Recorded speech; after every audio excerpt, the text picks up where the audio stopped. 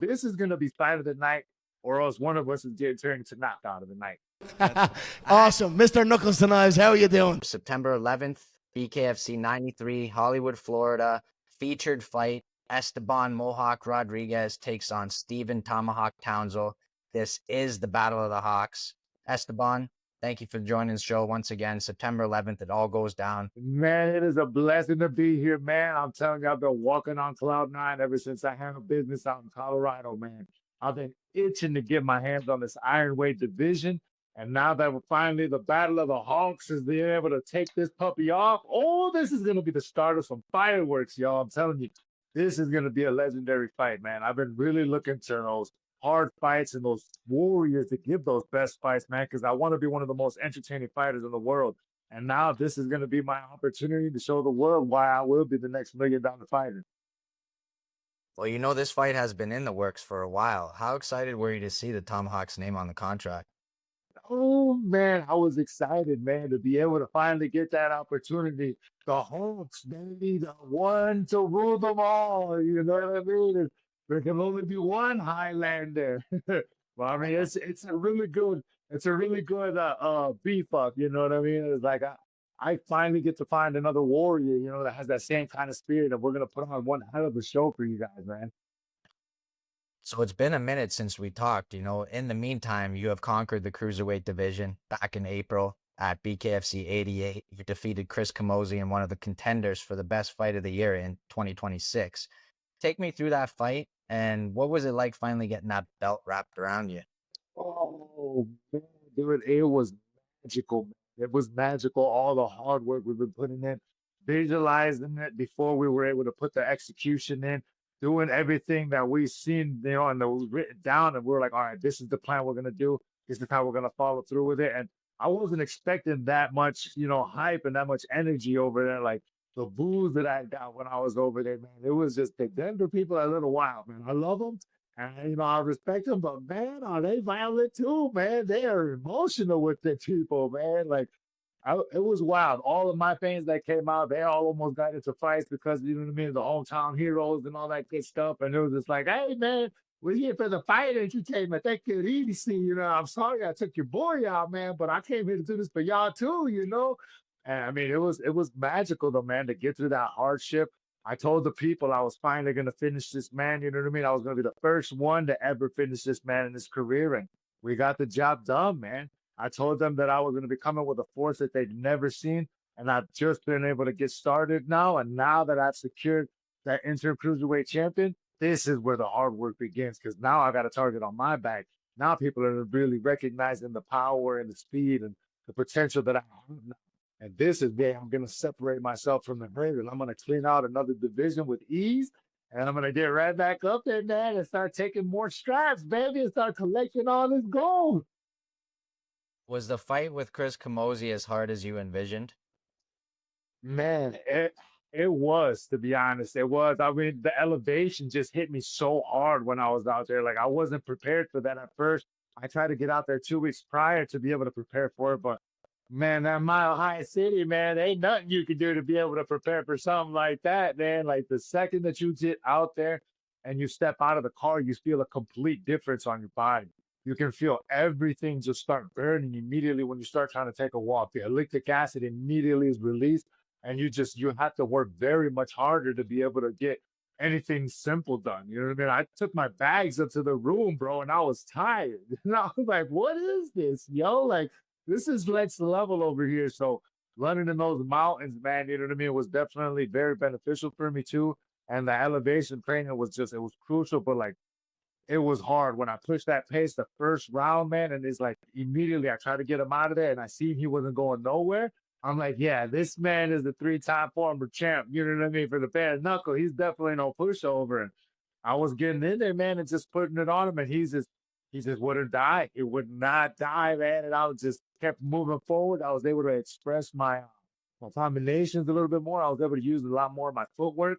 And I was finally able to demonstrate what I was capable of getting into those championship rounds. How has life changed for you since becoming BKFC Cruiserweight Champion? Woo, man, it has been busy, man. Busy, busy, busy, busy. I've been getting opportunities left and right now, man. Like I've been getting flown out to Vegas, being able to represent the company, you know what I mean, at the expos and being able to go see different sides of the country, man, doing travel training. It's been phenomenal, man. It's just been one thing after the other. And like right now I'm in the process of doing finishing up my book. On top of that, second chances, man. And that's been in the works now finally for a long time. I've been trying to get that out and I've been hopefully be able to push that out on Amazon here before this next fight. Man, it's just been back to back to back things, interviews, podcast interviews, going to meet and greets now, and it's been life changing, man. And like I'm really ready to show the world, like, look, an ordinary kid off the block can come out here and make it to the top if you put the work in and you really put that blind faith in, man. Well, I know you must be really busy. I see you doing all the rounds with the interviews and stuff. So I'm really grateful to still have the opportunity to interview you, brother. You've always given me a fair shot, so I really appreciate it, man. No, man, thank you, bro. You're the one that put us out there. Like, you guys do not get enough credit, bro. Like, I really, really, really appreciate everything that you guys do. And like I said, this is just the beginning, bro. Like, I'm ready to really show the world, bro, what it really takes to push the human body to its fullest potential. And yeah, I don't even know what I'm capable of doing yet, bro. I'm just doing new workouts, pushing the body to its limits, man, and seeing what I'm able to do. And there's times I'm in there hitting pads and I'm scared of myself, man. Like, man, Lord have mercy on these guys. Don't have to take out, man. Like, but hey, it is what it is. I'm doing what it doing. I'm putting in the work, man. Living it by, like I tell the people, train hard to fight easy, man. Train hard to fight easy. And I gotta live by it if I'm gonna be the one, you know what I mean, speaking it. Sure. One thing I do gotta ask you about, Alessio Sakara, former cruiserweight champion, came out roughly a month after your fight against Kamosi and vacated the title. Why do you think he decided to vacate the title?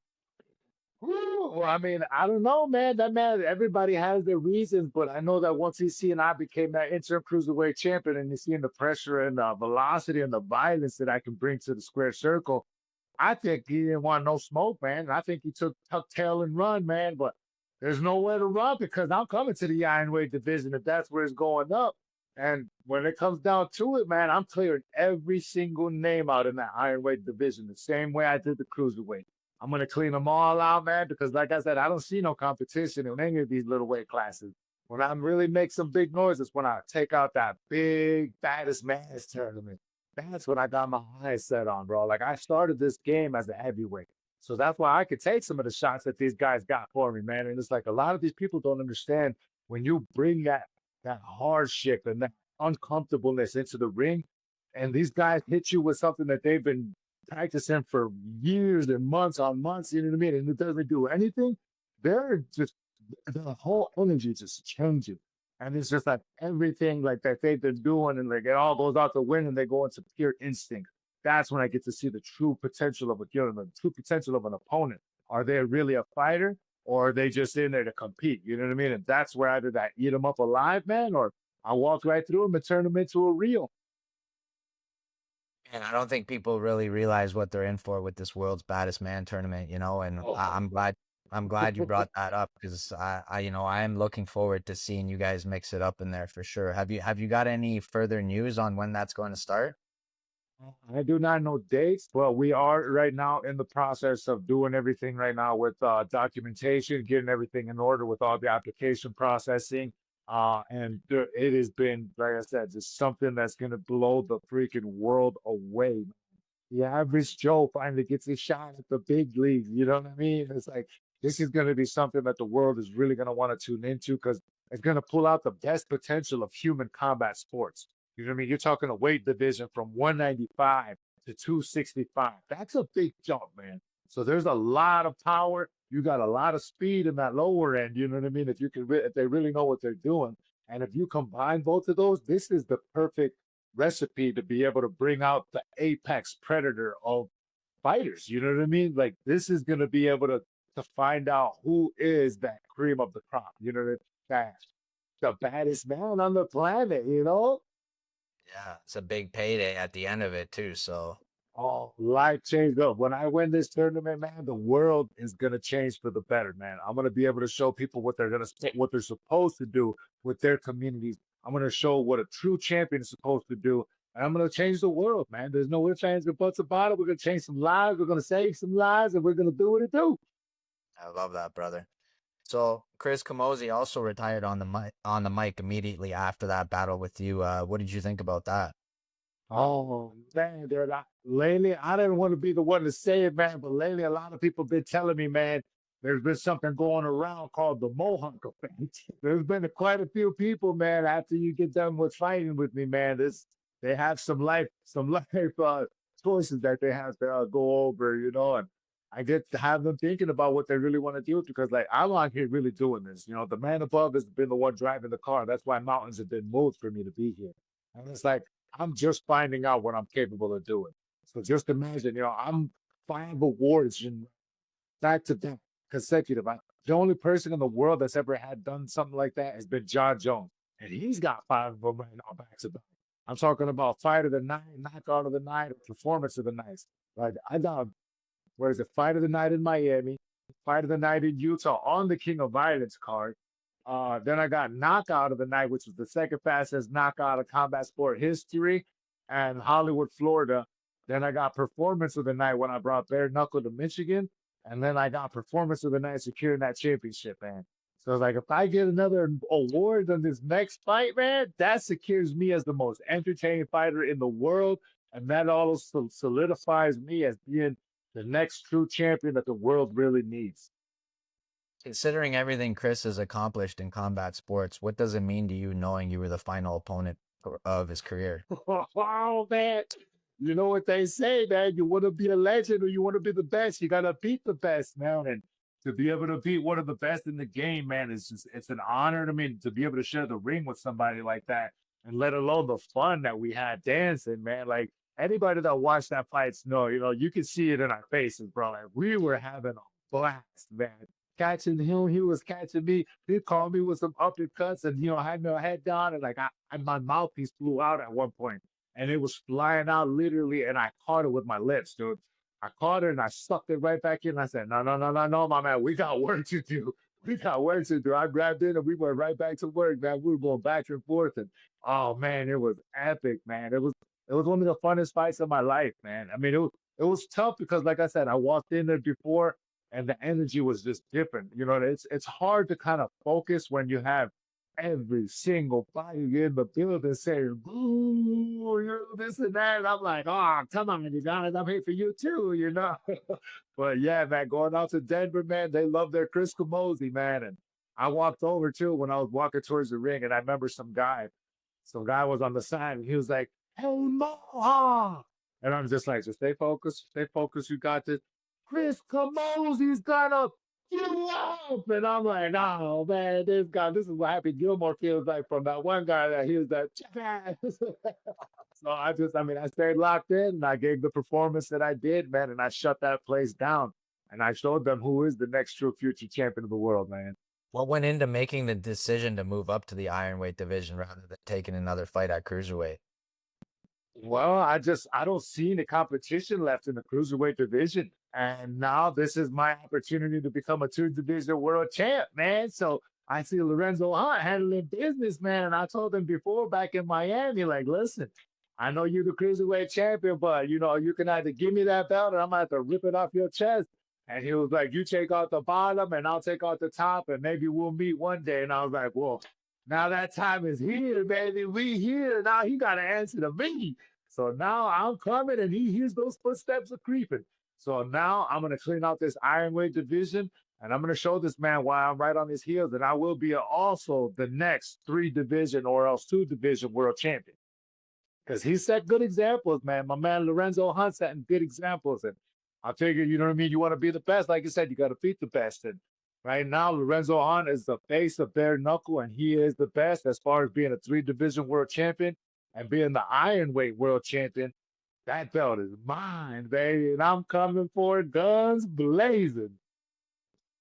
So that leads me right into my next question. So, what did you think of his last performance against Walter Puglisi Oh, out in man, I just feel like like Homeboy was a dog, man, too, and like he finally gave him a run for his money. And Lorenzo, he just doesn't lay down, but everybody gives him that chance to come right back. I have never given that chance to nobody. Anybody that's been in the square circle with me knows that when I smell the blood, I get the job done. There's no ifs, ands, and buts about it, man. They can try to take me out. I get knocked out. I've only been knocked down once. I've only been knocked down once, and that was actually a cheat. It was supposed to be a fake, knockdown because it was from behind the head, and it was just crazy timing and everything. But man, when I come down to step in that ring, if I ever get a chance with Lorenzo Hunt, mark my words, he's going to be meeting a whole new monster that he has never dealt with before. There's every single time that I've stepped in that ring, everybody's had a game plan. Everybody's been ready for it. Everybody's trying to prepare for the pressure.